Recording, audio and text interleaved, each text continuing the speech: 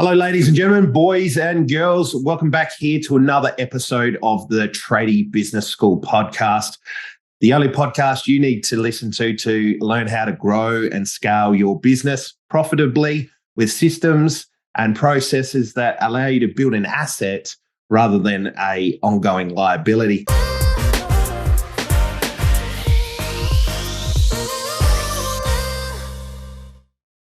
Today, I'm joined with my partner in crime, being Brian Santos.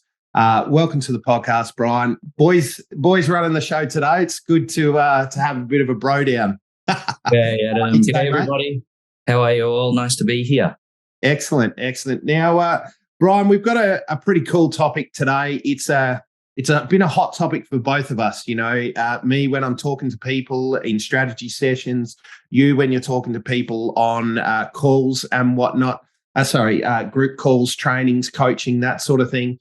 Today, we're going to talk about pricing jobs profitably, right? The question I get all the time is, do you teach how to quote? Yes, we do teach how to quote. It's one of the many things we teach, but the way it shows up for different people is so variable. Like some of the things that I hear, and I think you mentioned before, Brian, was I've got my hourly rate sorted.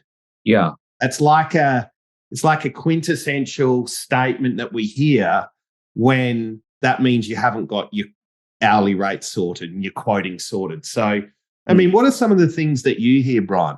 Yeah, I mean, let's say, for example, well, in terms of what I hear all the time, right, from not just trades businesses, but all sorts of businesses, is the importance of quoting or pricing their jobs, their projects, or their the general running of their business to their clients. How to price things properly. It's one of, if not the most important thing to get right in your business, because obviously if you get this bit wrong, everything else could potentially lose you money. In fact, that's often the case, and people.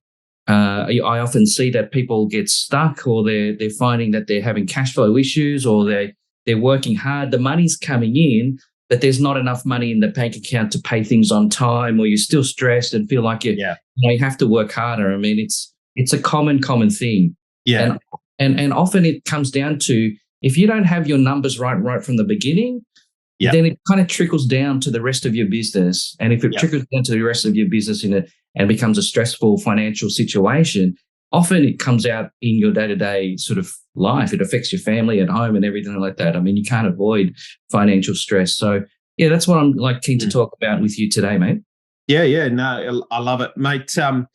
I think from the discussions that I have, like, it really is foundational in building confidence. Like, if you know what you need to be charging, then you've got that kind of platform to go and have conversations with people.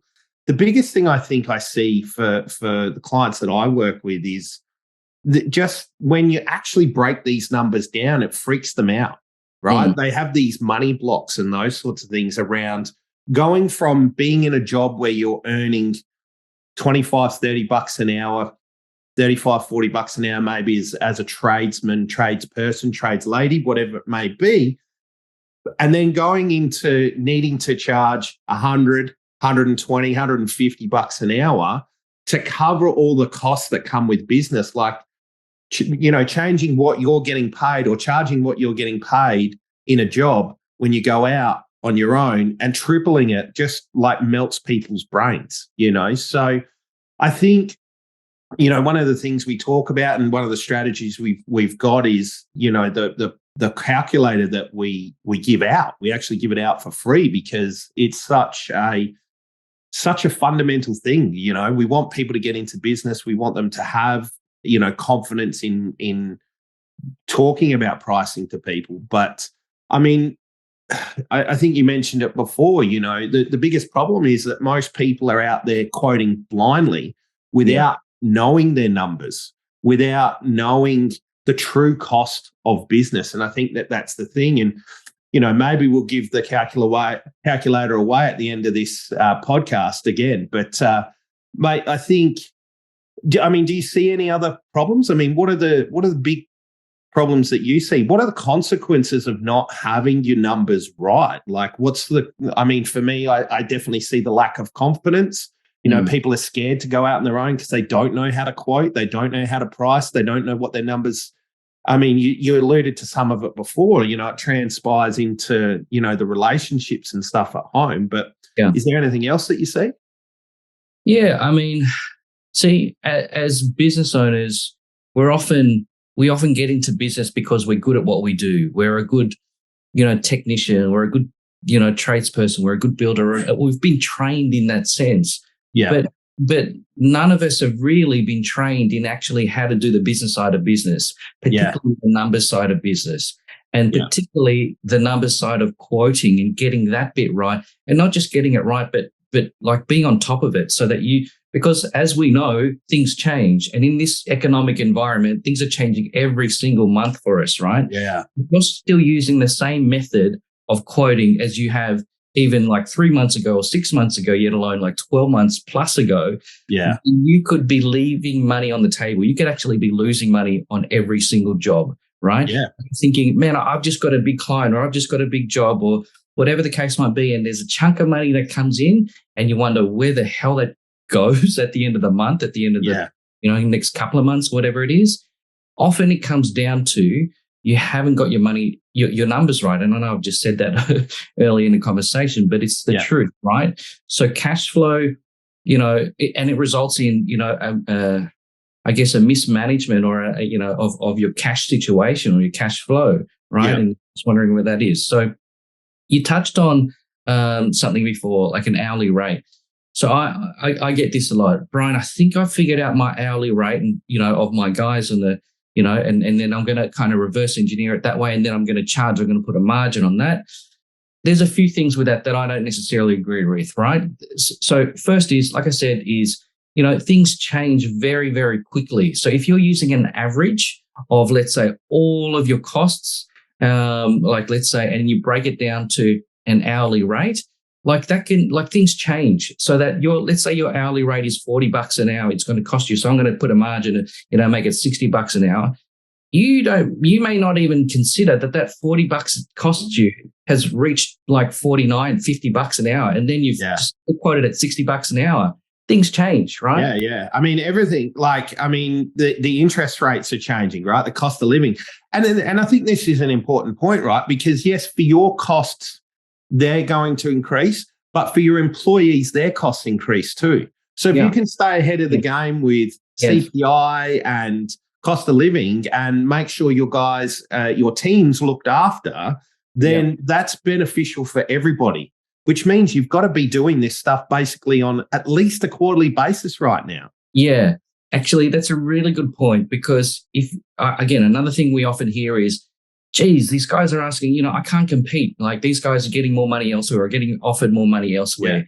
Yeah. Again, if you take it back to your hourly rate as an example, you might, if you're calculating it based on these costs, you're going, oh man, I can't pay someone like $50 an hour, yet that's where the market is going. Well, have you looked at all your numbers properly again, like revisit it properly? It's a little bit of victim stuff as well. Like, these other people, these bigger companies are charging these hourly rates, or they're paying people hourly rates, right? And instead of asking, how are they affording that? And how are they affording to pay their employees $50 an hour, for instance, when you're paying them 40? Like, everybody's like, people are just, poaching and they're paying above market and they're not making money. And look, they might not be, but you don't know this. But you've got to ask yourself the question, are you squeezing enough out of the money tree? Are you squeezing enough out of it to make sure that your overheads are covered and your employees are well paid? Because that's how, this then feeds into another podcast about how to retain the stars, rather than employees or staff members, So, we've talked about some consequences, not being able to retain the right people, constantly chasing cash flow because you're constantly robbing Peter to pay Paul. And one thing I know you mentioned when we were talking offline is, just this propensity to have to work harder. I've got to work more. I've got to do more hours. But I remember getting into a pricing war once because I really wanted to chase this job that was going to look really good on our company resume. And then I got to the tender table and we were absolutely getting smashed on price. And I'm like, do I want to be doing 10 to 12 hours a day for the same money I can get doing smaller jobs that don't have that, I guess, wank factor, that kind of overarching, glossy resume sort of presentation? Because I'm in business to pay bills and make my life better, right? And this is the same for most people. But it was lunacy. Like the guys that I was competing with wanted to do 10 and 12-hour days for the same money I was earning in 8-hour days. And I get to be home and spend time with my family. So I think this is the thing, the contrast of getting this stuff right from a place where it's so diabolically wrong is that you do get to spend more time with your family. Your cash flow consistency improves. The confidence, like I know once I get across my numbers, and I do this exercise so often it's not funny, just so I know where money's coming in, money's going out, but also that the numbers I'm charging is correct for obviously being competitive in the market. But also I don't care so much about being competitive in the market because I can go broke staying at home. I don't need to be going out to site and flogging myself to death for 30, 40 bucks an hour when I can stay at home and go broke. Like it just doesn't make sense. You don't have to be, exactly. And you don't have to be competitive doesn't mean you have to drop your price. Being competitive means like having a difference to your competitor, right? And relying on price alone, you got to change that. In fact, it's kind of like a race to the bottom. If that's your competitive hallelujah. Hallelujah. So it's and that's the thing, right? Like knowing your numbers like knowing anything about business, right? They don't teach it at school. And they certainly don't teach it at trade school, like knowing how to understand. I don't even know if they teach how to quote at trade school, right? This is all knowledge that's handed down. But the thing is, right, the first thing we learn in society is how do we haggle? How do we bargain?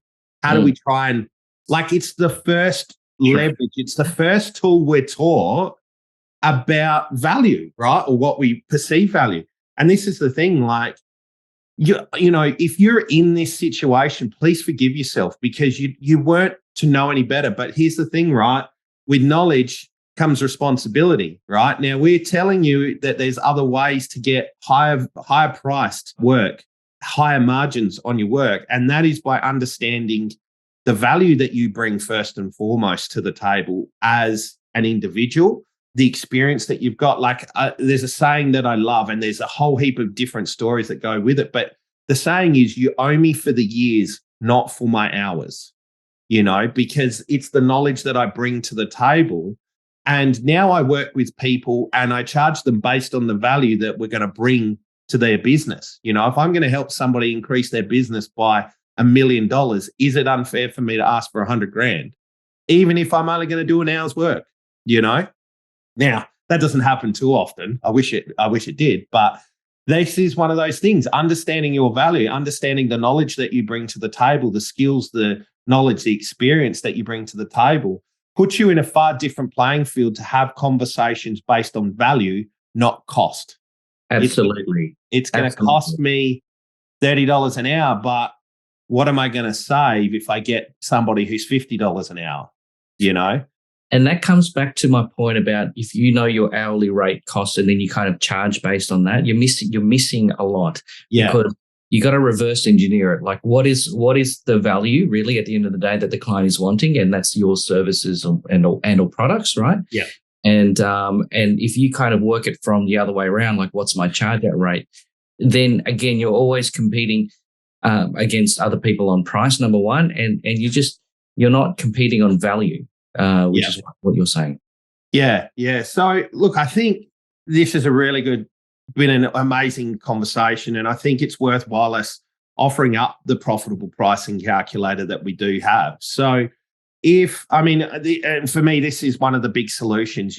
We give it to all of our clients. We say, put your numbers into this, and then we get to work on all the mental blocks, right? Because they're like, oh my God, Brian, Adam, my hourly rate or my charge out rate has just come out at like $100 an hour, and I've been charging 50 or 60 bucks an hour. I can't possibly go to a client, and have that discussion because they're not going to pay it. No, you wouldn't pay it. And this is the thing I see all the time, people projecting their money stories out onto their clients and, creating their own blocks mentally. It's like, I wouldn't pay $100.